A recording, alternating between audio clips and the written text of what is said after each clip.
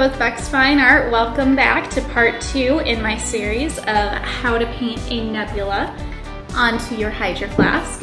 In today's video, we'll actually be focusing on the details in this. So I'll be going over techniques on how to get that really realistic look that makes it look like it's actually popping off of your bottle. Hope everyone missed Copper. He had to say hello. He doesn't like sitting on the bench, so we've only got a few seconds left of his attention.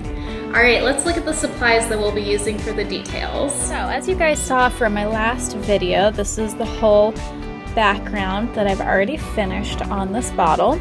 So just as a review, or if you've already watched a couple videos and you're really just interested in the details alone, I'm just gonna go over the colors that I may or may not be using. These were the colors that I used for the background, so we'll see how many of them I actually use. So we've got blue, another blue,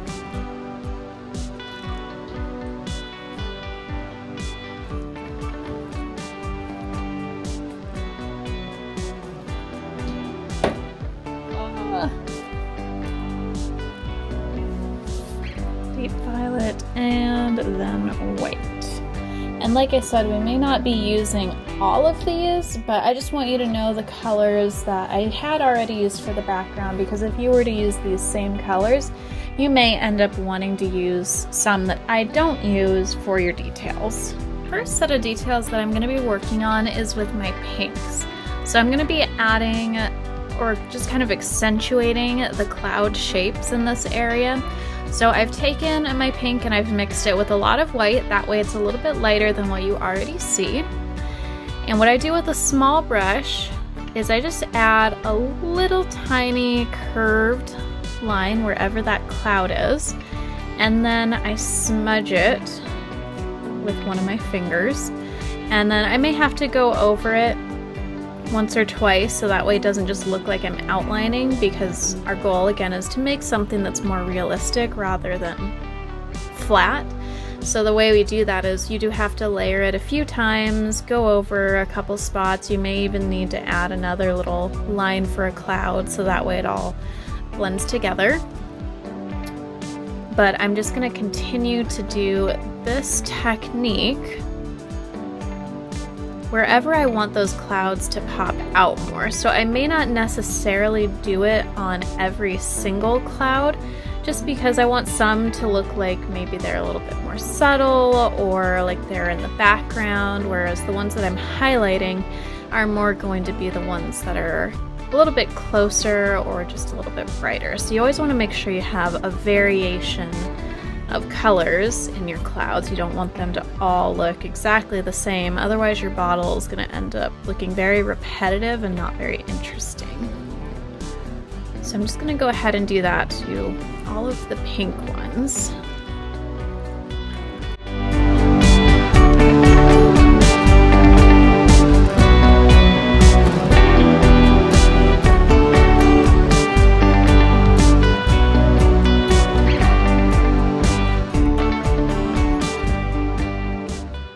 You can see that I've finished adding those pink highlights, and this area especially pops forward a lot more, and it just really helps to give it more depth and make it look more realistic. So still working with the pink, I'm going to go in and now add a little bit more shadows in between some of the clouds.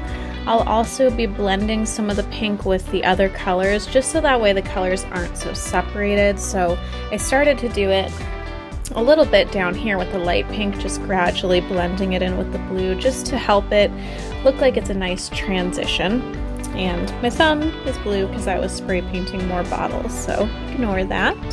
I'm going to be taking just my plain pink and just darkening in the areas in between some of the clouds a little bit more. Again, this will make it pop forward, help with that 3D illusion that we're going for.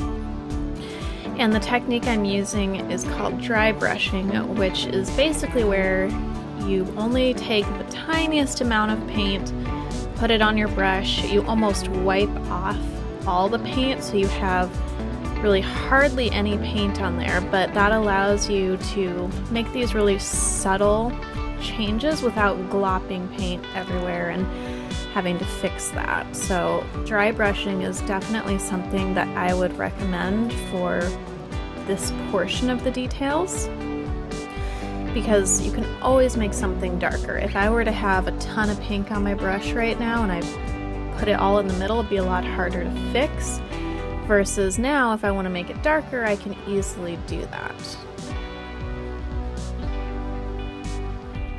So I'm going to be doing this technique all over the pink areas, as well as kind of working my way out into some of the other colors. So for instance, right here, where the pink sort of trails off into the purple and the blue, I might just scrub in some of that pink, just sort of in like a circular random motion. That just helps to blend those colors more, and it also helps to give the painting more texture.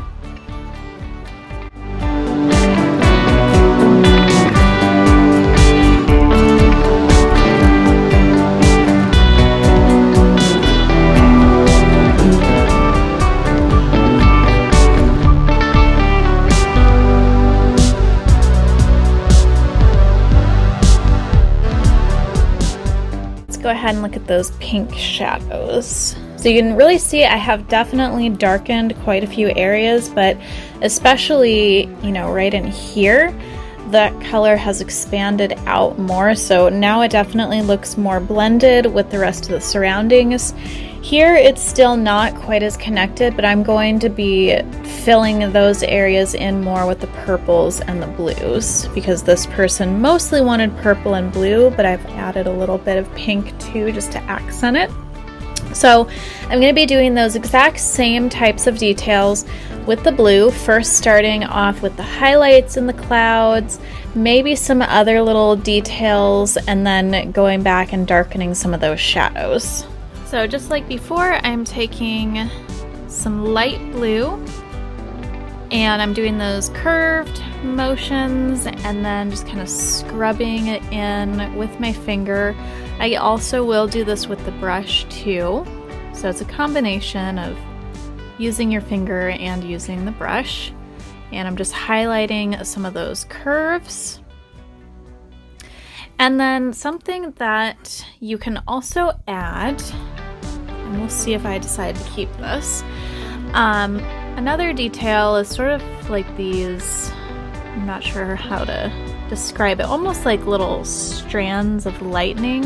So sometimes what I like to do is add these little light squiggles in areas. It just gives it a different sort of texture, a different look, more detail.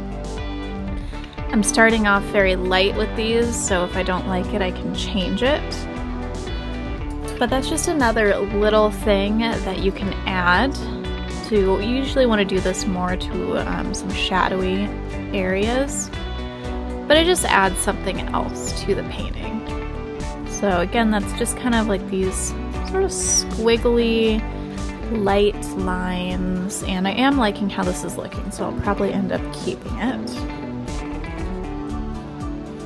But I'll be doing the details of all of the blue and then going in with the shadows just like I did with the pink.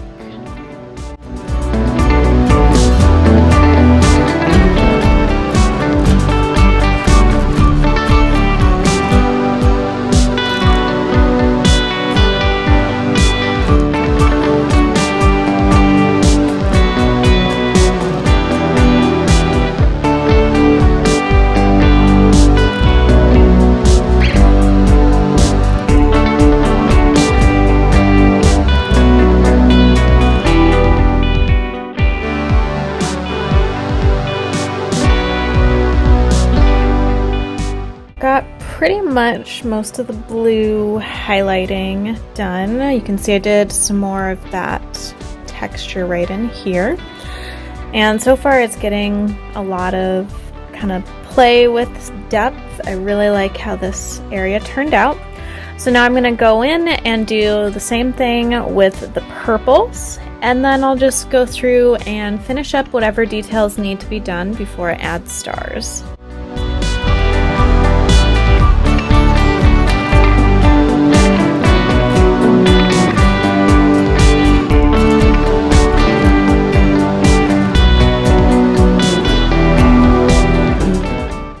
Alright, so here are all of the finished details. I'm very happy with how they turned out.